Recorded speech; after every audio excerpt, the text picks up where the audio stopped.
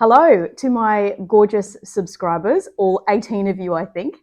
Welcome back to another video. If we haven't met each other before, my name's Liz and I'm just here to candidly share my journey on finding the best version of myself.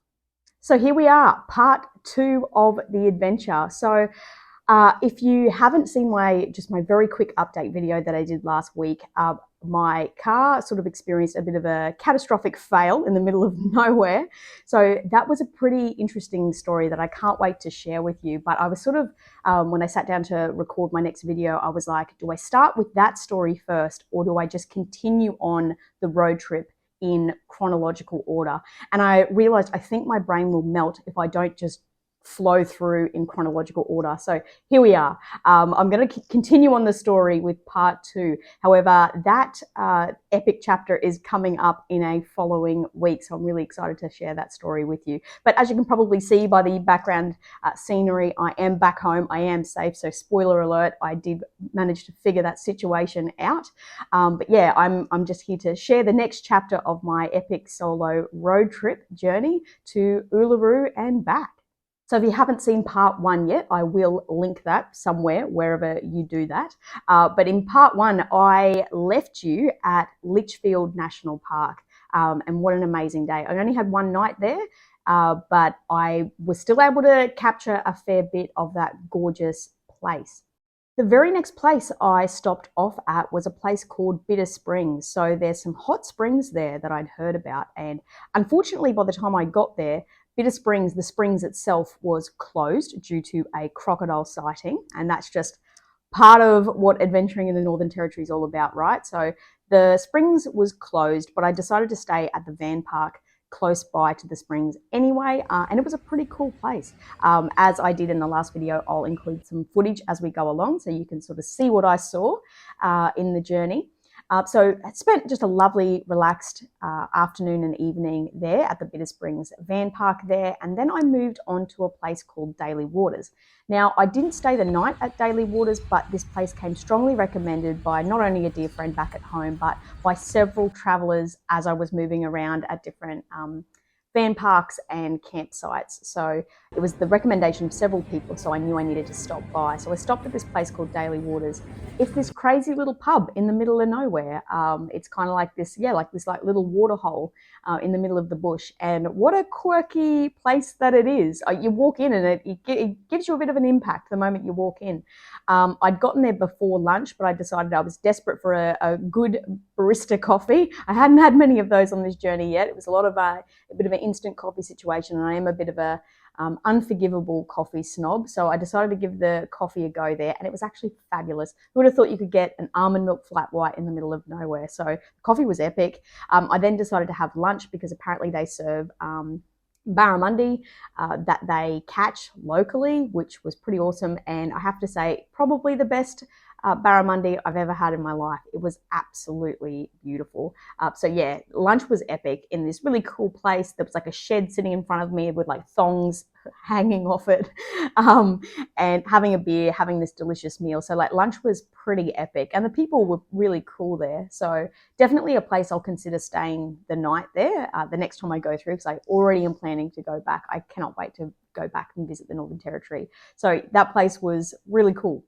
I was then also recommended while I was at Daly Waters to go and visit, it's called a junkyard, but I think, yeah, junkyard is not the right term for it. It's kind of like a museum. It was wild, and that's what I love about doing road trips. This isn't something that I would have ever realized was such a huge bonus of doing road trips until I started doing them, is that you just see things that you would just never see if you were doing more of a bougie trip, more of a exotic hotel fly to an exotic country kind of trip, which honestly was probably the trips that I had planned to do in my future. And it got to the point where, this is lesson number 1 of this video. So if you're new to this little series, basically I'm talking about the road trip, but I'm also focusing a lot on the lessons that I learn along the way. So just a little note there. So it's a road trip with a difference.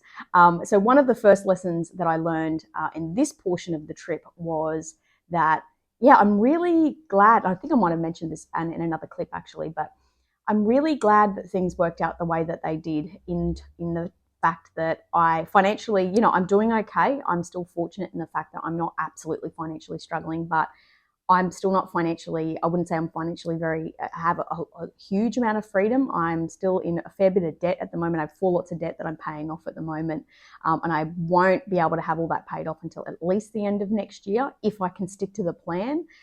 So I don't have a lot of wiggle room. I still have a lot more wiggle room than a lot of people. So I'm still very privileged in that, but it means my budget's pretty tight. And so for that reason, I wasn't able to do the holiday that I'd planned to do. So the holidays that I'd planned to do prior to doing any of these road trips was, you know, flying to Europe and staying in resorts in Greece and, you know, doing, I don't know, tours through France and, you know, those really Instagrammable, spectacular holidays. And no shade to those holidays whatsoever, but I did not have the budget for that. And so I decided to try road tripping and camping. And it's prior to 2 Christmases ago, I'd never done camping in my life. I think I might have, as a child, camped maybe once or twice, but I was a little kid and I barely have a memory of that. As an adult, first camping I've ever done, and surprisingly fell in love with it. And it turns out, yeah, road tripping on a budget, camping in my car. So if you're interested, I might talk a little bit more about that in a future video. But basically, I folded down the back seats of my car, put a mattress in the back, and that's my camper. Again, I did that due to budgetary reasons, but as it turns out, there's huge advantages to camping in your car and doing a road trip. Huge advantages to that, which I might unpack in another video. So yeah, it's thanks to this road trip that I get to see really cool places like this that I would have never known about had I not started this road trip, not had a chat to my friend who then told me about places like this. And then you meet other campers on the road and they'll tell you about places that, you know, you would never known existed. The following night, I continued my journey south towards Uluru. So I'd left Darwin, I went to Darwin, visited a mate up there, and then I continued south by myself. For the rest of the trip was going to be the solo journey. So I'd spent 2 nights with my buddy in Kakadu and then 2 nights in Darwin and then continued on solo for the rest of the 2-week journey. So I stayed at Banka Banka again, which was this gorgeous little cattle station turned campground. And as I mentioned in my first video, I think I mentioned it's owned by the traditional owners and it's just very unique. It's as much as possible. I mean, I've been to some pretty awesome van parks. If I ever go to a caravan park, I'll go to the unpowered section. And it's usually like a big grassed area that you can just park wherever you like. And I really like that. And I'm pretty self-contained other than not having a bathroom. Like I don't have requirements for power or anything like that. So that's usually pretty good. But as much as possible, I do like to go to these these farms / campgrounds because it's just a pretty unique experience and everyone is always so different. And the owners of these stations just tend to have their own take on how to run these little parks. And yeah, you just get to meet some pretty cool people and their hospitality is usually pretty fantastic as well. So yeah, had another great night at Banka Banka and then I continued on south from there. Another perk of doing a solo road trip by yourself is that you have many hours on the road driving by yourself and there's plenty of time for reflection and thinking if you want to allow yourself to do that. I'm a chronic overthinker by nature, but I think what was great at that point in the road trip is that the spinning sort of anxious thoughts of, you know, when you're working full time and daily life, that all starts to peter out a little while into your trip if you've noticed that. And I started to just have more, I was still thinking a lot, but more peaceful thoughts, more just a peaceful reflection. And one of the reflections that I had at that point in the trip after I'd stayed at Banka Banka is I was thinking a lot about something I'd read in a book that I've mentioned on this channel before by John Kim, who wrote a book that I recommend called Single on Purpose. And in a big section of the book, he talks a lot about, you know, how do you actually start to enjoy your own company? How do you actually build confidence? How do you actually feel confident and happy just being by yourself? How do you actually do that? And he feels very strongly, and I must agree with him, particularly after this experience, is the gift of experience. You just have to continue to keep giving yourself new experiences. Just kind of blindly, going into experiences, not really knowing what you're going to gain from that experience or what you're going to get from that experience, but giving yourself a new experience anyway, challenging yourself in some way, in some new way, and the development that comes from that. And already at this point in the trip, I really started to get that. So in the video that I did prior to going on this road trip, I talked a little bit about some of the goals that I had for this road trip. And I think, or one of my hopes for the road trip, I'm going to have to revisit that video and just, once I've sort of finished this series, and I might go back to that video and see how I went with some of these goals and hopes that I had. But I remember one of them clearly, and that was I had a hope that this road trip would be even better than the one that I did before. So prior to this road trip, if you don't know already, I did 2 weeks from Queensland all the way down to the Great Ocean Road, drove through the whole Great Ocean Road, and then drove all the way back. So that was like a 2-week round trip that I did that. And I was hoping with this road trip, which was a little bit bigger again, that because I'd built a bit of confidence now, that was the very first big road trip I'd ever done in my life. And because I'd already got that one under the belt, so to speak, I'd be a bit more confident moving forward with this one. And that was absolutely the case. I'd already built confidence more than I'd had before. And boy, was I right about that. This feeling that I had, even at this point in the trip, this increased tenfold with the future experiences that I had moving forward. But already this feeling was starting to seep in of like, I don't have as much anxiety floating around in the back of my head of what am I doing? How do I even do this? What if something goes wrong? There was more of a confidence that was built in from that past experience of just like, I know what to do. And I wasn't as strict about planning and scheduling things and booking things. I was more of a go with the flow kind of attitude because of the experience that I'd had already. And it just really started to drive that message home of like one of the best gifts that we can give ourselves to build our self-confidence is giving ourselves the gift of experience. And it can be any experience, and ideally multiple different experiences. And I feel like that's where a lot of my self-development has come from. I've continued to expose myself to new experiences and then just reflect on how those experiences made me feel and how it's shifting my perspective every single time I do something different. Every single experience I have, it makes me think about things a little differently. It makes me move a little differently moving forward. And then that elevated position then puts me in an even better position for the next experience I have. And you build from there. So if you can take anything away from this part of the video, that would be my core message, I think, for this video is you want to build your confidence, start exposing yourself to new experiences, even ones that you think, maybe even ideally, things that you think you don't even know if you will even like. I started camping when I didn't even know that I'd like camping.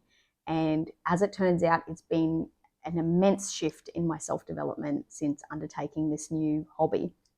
My next stage of the road trip, I got to Tennant Creek, or a little dam. I think it was Mary Dam, I want to say. I'll put the name up in the video, but there was a lovely little dam, and I just pulled up. One of my things that I've been doing on road trips, and I'm just flowing with my body and my brain of just however it wants to do things, I'm going to do things that way. Particularly on days where I know I've got a fair bit of driving involved, I'll get up in the morning and I'll just go. I don't even have a coffee. I'll just go to the bathroom, freshen up, have a shower if I haven't had one the night before, or I'll still have a shower in the morning anyway just to feel fresh. Drink some water and just get on the road. And then I'll sort of plan an hour or two from there. That's when I'll have a proper stop, grab a coffee from somewhere or make my own and make myself a little bit of breakfast at that point. That's kind of how I flow at home anyway. I'm not someone who eats first thing in the morning anyway. That's just how I've always been. And that works pretty well for me. So at that point in the journey, I stopped off at this lovely little dam, a little lake, and made myself some breakfast. It was the most simple breakfast, but again, I think another lesson I've learned, what is this, lesson number 3 that I've learned in this video so far, is just camping, road tripping, it does make you appreciate the little things a little bit more. It was like, so I just made some toast and I fried up some baked beans and then made these little baked bean toast and cheese sandwiches. and had a little coffee, and it was just like, it felt so gourmet because it's on the road, you know. And it was just like, oh my god, this is so delicious. And it's just like, I never make stuff like that for myself at home. I usually, my breakfast is pretty simple or super extravagant. There's no in between. So this was a bit of an in between where it was a bit of effort, and I don't know, it was just like so delicious. I just thought it was so great. And it was just a really cool experience. It was one of those moments where it's just like, I just was just delighting in that moment, because like as I went, my dad loaned me his fridge for the journey, and that made a big difference in the quality of meals that I was cooking for myself. I actually ate vegetables on this road trip this time, which did make a big difference to my feeling of well-being on this trip. So I highly recommended that. But yeah, thanks to Dad, I was able to loan his fridge. And on the days that I didn't have power, which was most of the time, what I did, this is a strategy. So the fridge was plugged into the car as I was driving. So the fridge was running normal while I was driving. And then on the days that I did not have access to power, which was most of the time, as I mentioned, I just would get big bottles of water, freeze them in the camp freezer if they had one, and then chuck them in the esky overnight. And that kept everything cool. Like that worked really well. And then that way I didn't have to worry about paying for powered sites. So that's just like a little pro tip from me to you. It's not a super big fridge either, so that made the technique pretty straightforward as well. But anyway, as I was reaching into the fridge to get my ingredients out, I turned around and there were these like flock of like huge geese. I'm only 5 foot tall, so maybe they seem more huge to me, but like honestly, they were like huge. And like just so, talk about confidence. These creatures, these big white geese, like how confident are geese, right? They are goals for confidence. You turn around and there's this huge geese just like standing right at my door. So funny. And I just sort of like just stood there until they realized they weren't getting any food off me, and then moved on. And then there were like these little like, are they guinea fowl? A whole flock of them walked past as well. It was just a really cool little spot. So I had a lovely little morning there. Passed through Tennant Creek and grabbed some fuel, and I ran into a lovely gentleman who I don't have any footage of or anything like that out of respect for him, but he just had a little stall on the side of the road. An Aboriginal man from the community, and I bought some local artwork from him. And so that was a really lovely moment. Had a bit of a chat to him, had a chat about country, and that was just a beautiful experience. And again, it was sort of, I'm really glad that this time around, I didn't lock myself into huge timelines this time. I sort of had rough deadlines of when I needed to get, like, so for Uluru itself, I had 4 nights booked at the campground there, because you had to. It's like peak season at the moment, so I definitely had to book that. But that was the only thing I'd really had booked. So I did have a bit of a deadline around arriving there, but day to day, I didn't have huge deadlines. And that was good, because it meant that I could spend a bit more time with the people that I met and sort of just be in the moment with them and not be looking at my watch. So that was a lovely moment to have with him. And then I moved on to Kalu Kalu, or AKA the Devil's Marbles. And what a gorgeous experience that was as well. It's so much bigger, the park is so much bigger than I thought it was. And there's so many more rock formations there than I thought there was.